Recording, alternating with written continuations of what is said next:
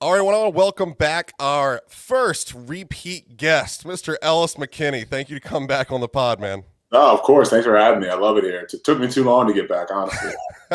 Yeah, I never know if these guys are just being just a little nice, saying, "Yeah, I'll get back on the pod." But I think with Ellis, it became obvious that he really was going to get back on the pod. He's like, "No, It whenever you was, want to do it." it was serious. I needed to feel that Maryland joy again. I've been away for too long now. I needed it back.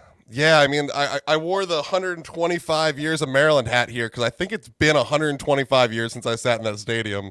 I just, I, I just don't know, man. I'm really hoping, the world's a little wishy right now. It feels like they ripped the rug out from under me last year. So even though we're only 19 days away while recording this, I still just have like that anxiety until I see the inside of that stadium. I don't know if I'll actually believe it. Yeah, I mean, hey, I'm with you on the gear, though. I'm wearing my College Cup National Championship shirt from 2018, trying to get a football team some good winning vibes. That's what I'm going for here. Yeah, I like it. I like it. Oh man. But from your season, we got some good news, man. Mr. Javon Leake is back in the NFL. Another chance signed with the Detroit Lions Wednesday. Yeah, no, super excited. I'm really, really proud of him. He's been continuing to work. He's faced some up and downs in his short career already, but he's continued to grind. He's going to get another shot. It's really impressive. I mean, I saw a stat the other day that said over the past 6 years, there were 14 guys or so drafted, and then a few guys who weren't from the University of Maryland. Most of them are still in the league right now. So we've had a bunch of guys that have a lot of longevity. Jake Funk had his first college game his first NFL game the other day, which is exciting for him. Ty Johnson still on a roster. And, you got the studs, DJ and Darnell, and them are still doing great. J.C. Jackson, 49th best player in the NFL, according to a player. So, we got some good stuff going on. Yeah, absolutely. I was really looking forward because the Lions were looking real thin at running back, so I was hoping he'd get some carries. He didn't end up getting carries, but he did get 3 kick returns, a total of 73 yards, average of 24.3, and did have a 32-yard long, so he showed out a little bit. Yeah, no, and he's a guy. He's going to do whatever the coaches has to ask of him. He's a guy that you love to have in the locker room, and I expect him to make that team. I think he will and get a good shot to play definitely on special teams, and if not in the backfield. So. Yeah, I mean, some of these guys seem to play, stay in playing shape. I mean, you look more like a small forward nowadays than you do an offensive tackle, but I guess that was for the best, right? Oh, exactly. It was for the best. And if I get called back now, you might see me taking snaps instead of giving snaps. The losses on the offensive line this year, let's go over those real quick. We lost Johnny Jordan to Virginia Tech and Marcus Minor to Pitt. I mean, I guess where do you see those guys fitting in? Are they going to have starting time there? And where does it leave us with the current roster? Yeah, but see, those are both guys who played a lot of ball for us, so it's tough to lose them, definitely. But I think they're going to be good at their new locations. Hopefully, not really sure about what the depth looks like at either spot. I know Marcus and Johnny both love to play. They're good teammates. They're guys that are going to work their butt off to get as much time as they can on the field, and so I expect to see them both on the field. But who knows? Who knows? You're going in tough situations, 2 good programs, and 2 big time ACC schools, so they'll be in for some competition, that's for sure. But at the same time, we got to look at these departures as opportunities for some of our young guys to start building some depth here in Maryland and then making some stuff happen for guys who might not have been getting snaps if they were still in the rotation. So. Yeah. One of the other big changes we had in this offseason was a change of offensive line coach from John Regan to Brian Braswell. How much you know about these guys? Have you really interacted with either one? What's your information there? So actually, I Coach Reagan was my coach my senior year, so I knew him pretty well. I have yet to meet Coach Braswell, actually. Unfortunately, I'm looking forward to meeting him. I'm going down on the 28th. They're doing a alumni Letterman Day for the one open scrimmage on the 28th, so I'll get to meet some of the newer coaches and some of the guys I don't know yet. But I know from talking to some guys, I still – I'm in communication with Spencer Anderson pretty often and Jalen and a bunch of guys I played with that are still there. They definitely connect with Coach Braswell. He's a guy that they trust and they believe in, and they're starting to buy into his philosophy on how to play and whatnot. And I think that's something that's big. I mean, it's something that's understated, honestly. During my 5 years at Maryland, I had 5 O-line coaches, and they were all 5 white men. So, it's something to be said about, a guy like Braswell who can go in and kind of relate to the players maybe a little better and be able to gain their trust a bit easier as opposed to some of the other coaches we've had. So. Yep. I mean, it comes in well experienced. I mean, 5 years in the NFL from 2014 to 2018 with 2 different NFL teams, the Bengals and the Browns. So the guy knows what he's doing. And that goes big with a guy like Jalen whose dream. I mean, all of us wanted to play in the NFL, but Jalen talked about all the time something he wants to go do is go play in the NFL, wants to be a tackle in the league.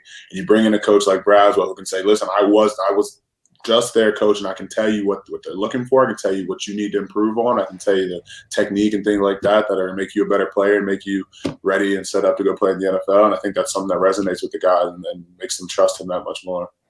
Well, you've brought him up twice, and for good reason. That's got to be the biggest stud we got on the line right now. Mr. 71, Jalen Duncan, our locked and loaded left tackle, the only non-question of where our players were really going to play at the end of last year.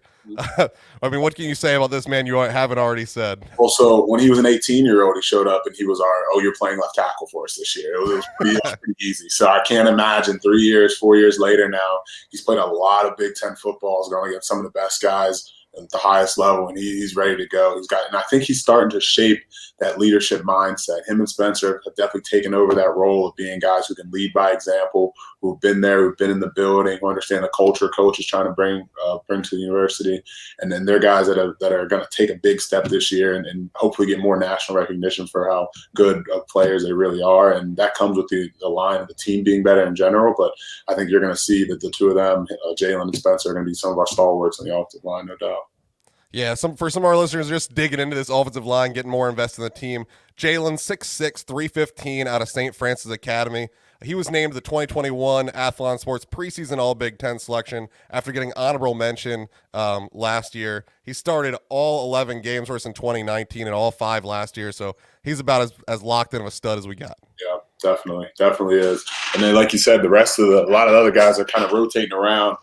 Spencer's a guy who's going to be on that one group no matter what, but his thing is he's got so much flexibility that, if we have guys that aren't really comfortable, whether that's playing center or playing guard, he might have to slide in. But I think his most natural position is at that right tackle spot, and so hopefully we're able to find guys to plug the other two positions. I say other two also because there's a third guy there that I think he's from what I'm hearing out of the spring and out of camp, Mason Lunsford has solidified himself at left guard there or right guard, depending on what they get working. But he's a guy who took a big step forward over the past year, really got in the weight room. He's a smart kid, a kid that always listens really intently and always, doing what he can for the team. And I think it's finally going to show this year. He got a start last year, I think, and I expect him to have a big season as well. Yeah, I'm hearing he's locked in at left guard too. That's seen that left side solidified. Number 78, Mason Lunsford, 6'6", 310 out of Good Counsel. He's playing a lot better. You talked about Spencer Anderson. Again, the only reason he wasn't, the locked in space is that they were moving him around. A big thing for that is because the spring game, we didn't have a center. So they played him at during the spring ball and the spring game at center. But they have flipped him back outside to tackle because that right tackle spot didn't look good without him. Right. Yeah. Well, Spencer is smart as hell. But he really is. He can flip between those positions seamlessly. So you can see a situation if injuries start to hit us late in the year after we do find a center, might be the first guy up to go back to center, even if he does start at right tackle, because he's a guy that you can put him in the meeting room. And he'll maybe studying right tackle all week for whatever schemes they're running, but he'll be able to move without taking many reps, without having to run any center or guard reps. He'll be able to move and get that job done, regardless of how much time he may have spent, which is helpful so that we can run with the ones as much as possible. But at the same time, you have a guy that you can trust moving around. Yeah, it's really good to have that flexibility. Spencer's listed at 6'5", 330. Like you said, he's already played this year at center and tackle. He's played guard in the past. Sounds a lot like the guy I'm talking to that played 4 out of 5 positions his senior year. Hey, that's why I like Spence so much. He reminds me of a better version of me. That works. So we talked to that. So we got left tackle on lock. It sounds like right tackle's looking good. You got your left guard on spot. So your the big spot will be at right guard, I guess. Yep. Jahari Branch, 6'3", 300. Out of Phillips Academy. He started all 5 seasons last year at left guard. Yep. But the reason that he's kind of moving is it looks like right now he's taking all the snaps at center. And we could see him in the mix for center. We could see him in the mix for right guard. This is all about replacing that Johnny Jordan left us high and dry there. We need somebody for that center position. What are you hearing there? Right.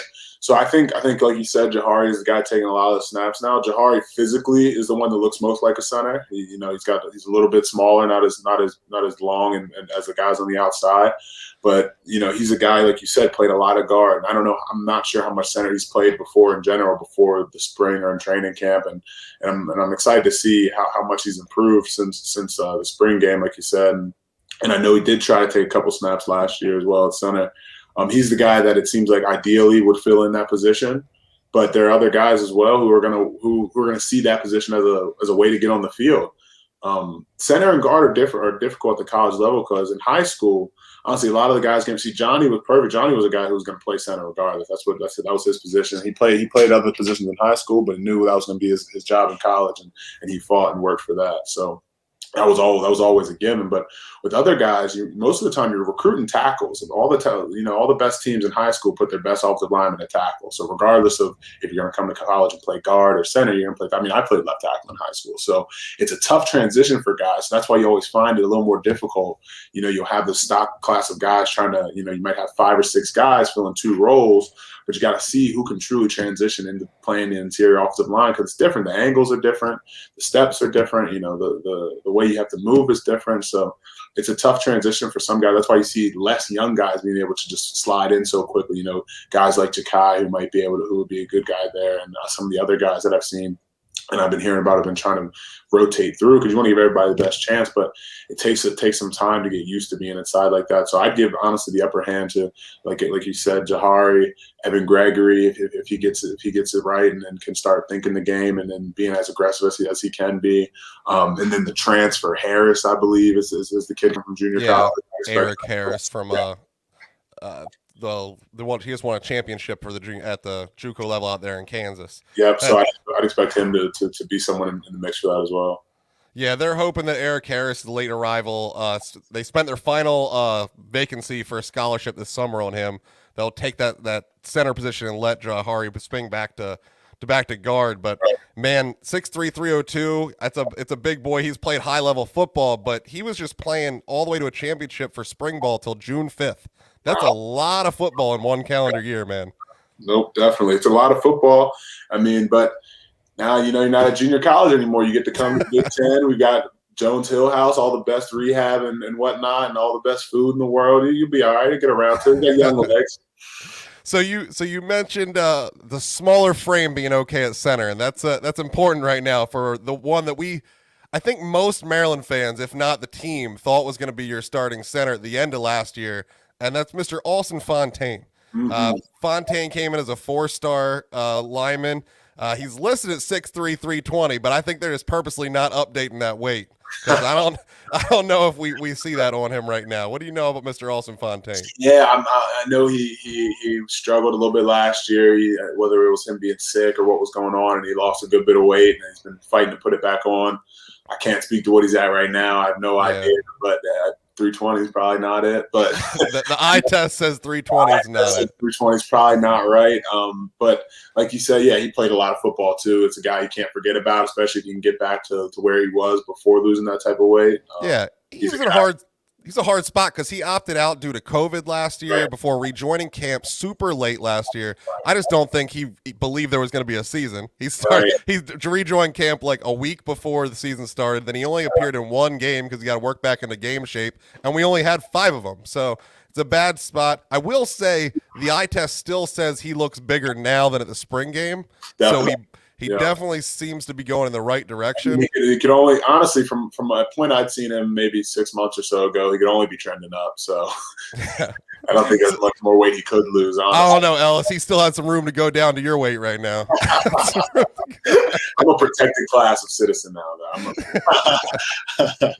Yeah, I mean, Fontaine came in highly sought after. As a redshirt freshman, he appeared in all 12 games with 6 starts at right guard. So if we can get him back right, even if it's mid-season, like you said, football's a rough game. There's going to be guys going down. There's going to be guys that just need a game off for little leg injuries here and there, things like that. So it would be great if we can keep him in the weight room, keep getting the nutrition right, and have that wild card in our pocket to keep this season on track. And that's honestly the exciting thing about this group. Like, yes, we don't have a starting 5 solidified who've played 30 games together, ready to go, but you see 8, 9 guys who can truly envision playing big time minutes for us, which is going to be important. An offensive line, you're going to need that type of depth to be able to make it through a Big Ten season, to play 12 games, to play a big time out of conference schedule with West Virginia to start the season.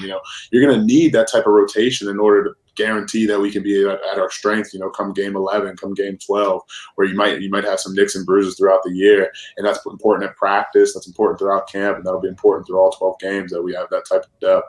And then I think that's something that they have once they do figure out who the first 5 are, figuring out the next 3 or 4 are just as important.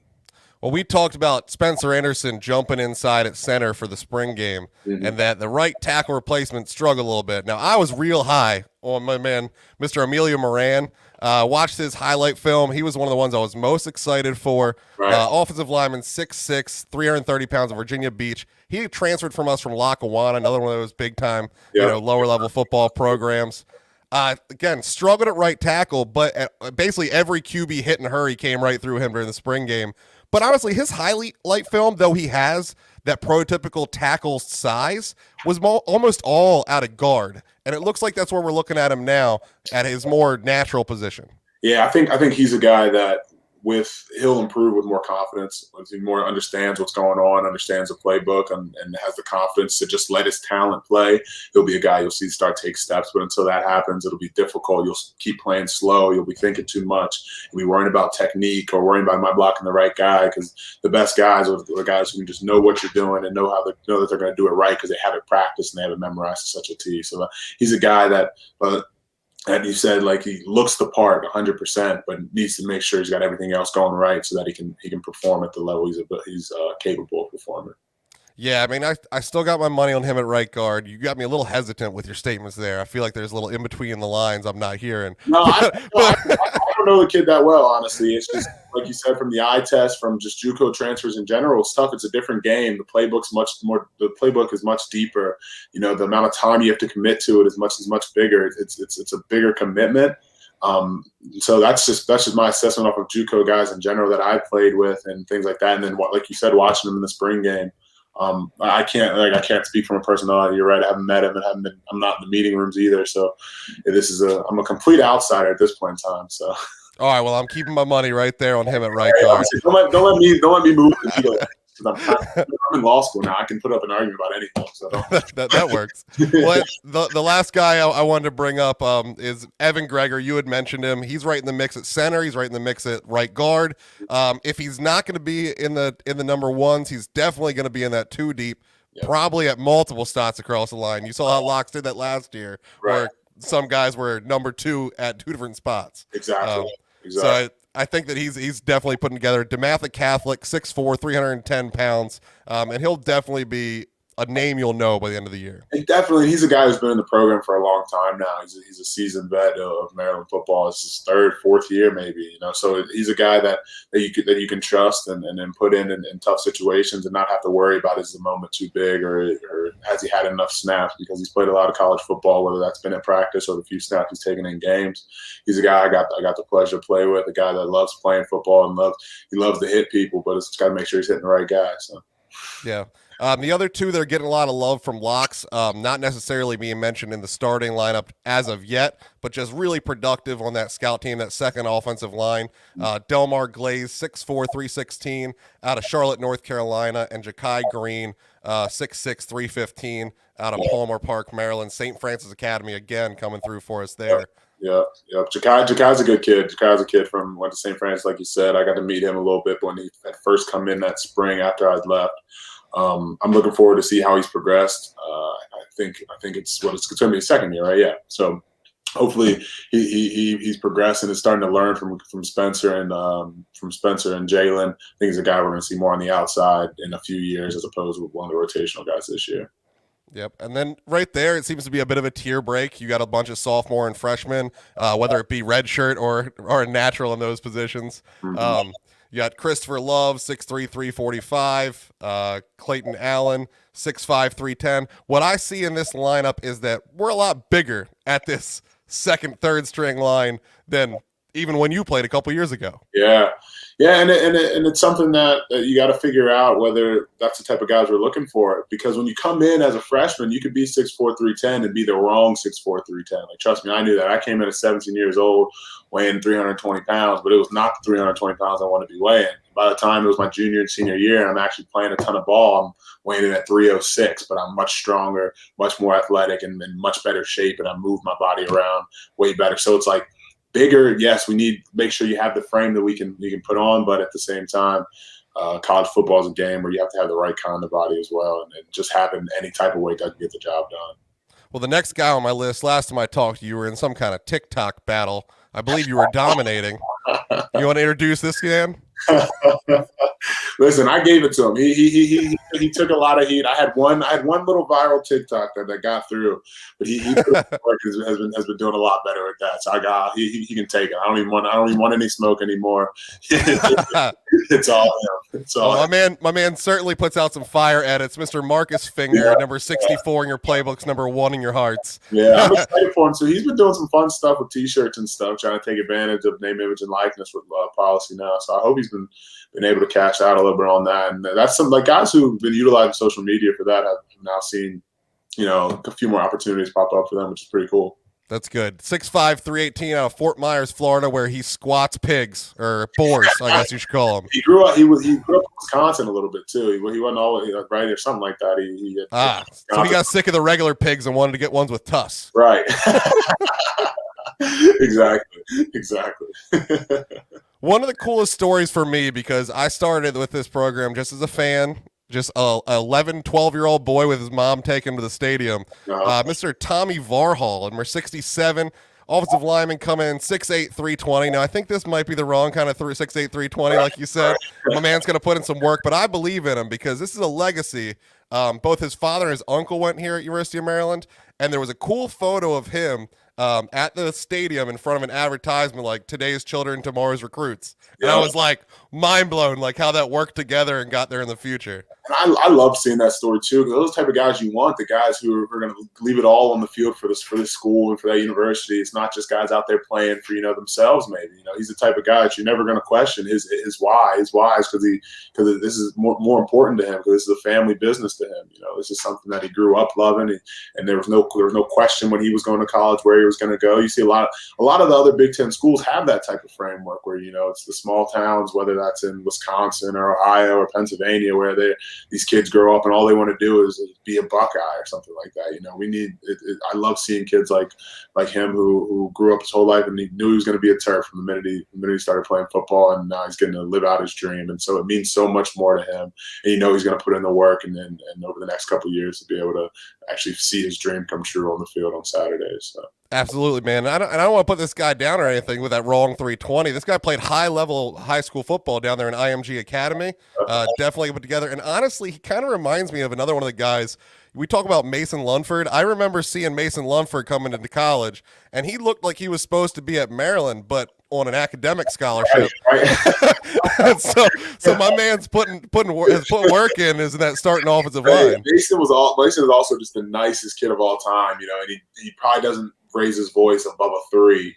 He doesn't get very loud, not the most energetic, smiling, so excited to see you, he's happy. But I'm glad he's turned it on the football field, and he's committed to getting better. Yep. Tommy, if you're out there hearing this, you ever get discouraged, go back and look at Mason. You can get there. First 3-4 years of my career, I didn't play at all, barely getting off the scout team, getting to travel, because find your role on field goal, find your role in little other things, make yourself useful, because that's how you're going to find your way eventually to starting on the field. So. All right, we'll roll it down too. We got Sean Wilkins, 6'4", 290 out of Gabriels, Maryland. I got Mitchell Gorgas, 6'4", 295 out of Shrewsbury, Massachusetts. Also an IMG Academy guy. Yep. Connor Fagan, 6'7", 260. That's more of that frame you were talking about. We're trying to build on that 6'7" frame. Exactly. He's out of And these are guys who are important. So these are guys who likely end up on the scout team this year, right? They'll end up down with the defense a lot, but they're guys who their commitment level is how you can tell whether a culture is changing or not. It's the guys on the fringe, the guys on the sideline. If they're just as committed as the guy taking 100 snaps a game, then that's how you know that what Coach Lotz is preaching and what the older guys are preaching is actually getting through, because everyone it takes all 120 or 105, however many it is, guys to buy in order for them to be a successful program. And so we talk a lot about the guys at the top, but those guys at the bottom, their commitment and their level of excellence on the practice field is just as important too. So absolutely, they gotta push the other side of the ball. Exactly. Oh my gosh, that was the best. Freshman and sophomore year on scout team were so much fun, just trying to piss off the defensive coordinator, like doing whatever you can do to pick up a blitz or something, or just catch a defensive lineman who's not trying to go hard that practice and get him yelled at. It was you had to make some fun out of it. Yeah. Connor's also out of a local powerhouse, Gonzaga College, so it's good to see any of the guys from the local powerhouses coming in. You never know what relationships they have at the lower level, what younger kids were buddies with them, right, and what just the news they can get back to their high school coaches for the future recruits. Yep, I'm excited. We've got a new McDonough kid on the roster this year. Dante Trader's showing up, so that's always exciting. Anytime a kid from my high school gets a chance to go play Maryland, I'm excited for him. And he's joining DeJuan Ellis, who's the other one who's still on the team. It's been a long time now since we haven't had a McDonough kid on the roster. I want to put that out there. I know the DC schools get a lot of love, but I'm just saying. The other guys we got is number 76 Kyle Long, 6'6", 314, out of St. Louis, Missouri, and number 77 Zach Perkins out of Tampa, Florida, 6'5", 335. So top to bottom, man, these guys got potential. They got the frame. This is a different Maryland, not your mama's Maryland. Well, actually, definitely your mama's Maryland, not your older brother's Maryland. Yeah, there you go. You're right. we got a little bit of pass. You know what I'm saying? Yeah, no, and I'm excited to go back and watch these guys. I'm looking forward to going back on the 28th. I get the first year being able to go in person as just a fan and get to see all their hard work get to put on the field and to hopefully turn into a lot of wins this year. I think they have a lot of good potential for good wins and a bowl appearance this year from the Terps. All right, put that number on. I know we're going to have some numbers here come up in the next two episodes for myself, Ahmed, and Fred. So go ahead and put your number out there. Can I do an over-under? Can I do like a – Sure, why not? No, because then that's just picking a number. I'll say – I'll go 7-5. 7-5. All right. Like 7-5. I like it. I would be very happy with that. I'd be ecstatic with 7-5, seeing them playing in December. You got a heck of a schedule. 7-5 is still a very, very respectable respectful number. More importantly, I need a big home win. A big home win in front of a big student section, in front of a crowd that can re-energize, whether that's against Michigan, whether that's against, or whether that's against Penn State, something at home to make the community involved, make them excited. Even West Virginia week 1 is a winnable football game. Something that it's going to be exciting. It's going to be should be a packed house there, reigniting a rivalry, and everyone's excited just to get back to live sports. There's going to be no excuses for that one. So. You know a little something about being dogs week 1 and taking that down, right? Oh, absolutely. I was actually in an interview the other day, and the guy goes, "Hey, I see you played football in Maryland." I was like, "Yeah, I did. Played from 15 to 19. He goes, "So you played when they played the Longhorns?" I was like, "Yep, beat them twice." He goes, "Well, I went to Texas." I said, "Oh." I was like, "Oh, well, sorry. Don't know what to tell you." Ellis is like, if I wait a little bit more, I might give him some upside down horns here. Right. I don't know. Apparently you throw horns down now and you're getting automatic penalties around here. Yeah, I don't know, man. I've never understood like how people talk trash about schools all the time. Why is that the only school that's like an automatic fist fight whenever you do a little tiny symbol? Because they need something to whine about at Texas. Who knows? I can promise this: you'll never see Texas. You'll never see Maryland on a Texas schedule ever again. There's no chance Longhorns will play. I saw the signs at Texas Tech that they want Maryland, but I don't think even they're doing it. I think we've been X'd off that whole damn state. Yeah. I think we're good. We're good there now. We need to pick a new one. Maybe have some fun, like play California teams or something like that. It'd be something exciting. Well, man, anything you want to talk about? I know you were down the stadium with the Jordan McNair Foundation again this weekend. I was. No, we're continuing doing a lot of work there. We passed legislation this year, the Jordan McNair Safe and Fair Play Act, which requires some heat-related illness training for all youth coaches in the state of Maryland and whatnot. That passed with that was in tandem with the name, image, and likeness bill that passed in the Maryland State House. So that's exciting. Getting a lot of work done there. I was at the stadium, got to see congrats to Challen on getting a scholarship. He's a guy who got there after I left and never knew Jordan once, but he's been at every volunteer event for the Jordan McNair Foundation. So I was really excited for him to see that he was able to do that, because he's been a great help to the foundation with the different camps we've been running and things like that. So congratulations to him. Continue to support the foundation. Those all the listeners out there, we really appreciate it, and we appreciate the support from the university. So. Yeah, absolutely. If you want to know more about the Jordan McNair Foundation, you can get information anywhere. But also, we had Mr. Marty McNair here on the podcast. You can easily find that on YouTube or any of your podcast locations. Also, get your copy of this here book, Can My Child Play? It'll be just like you and Marty sat down at a bar, had a drink, and talked about everything. It was a great read. It's the only book I've ever read in one day in the history of time. and then actually sit down and come have a drink with us at the golf tournament this year, September 20th. It's actually at the University of Maryland's golf course. So. Very nice. If I could bust under that 125 I just hit with Fred, maybe I would join you. I told him I don't think I'm playing this year. I'm like, I'm on the board. I'm just gonna walk around.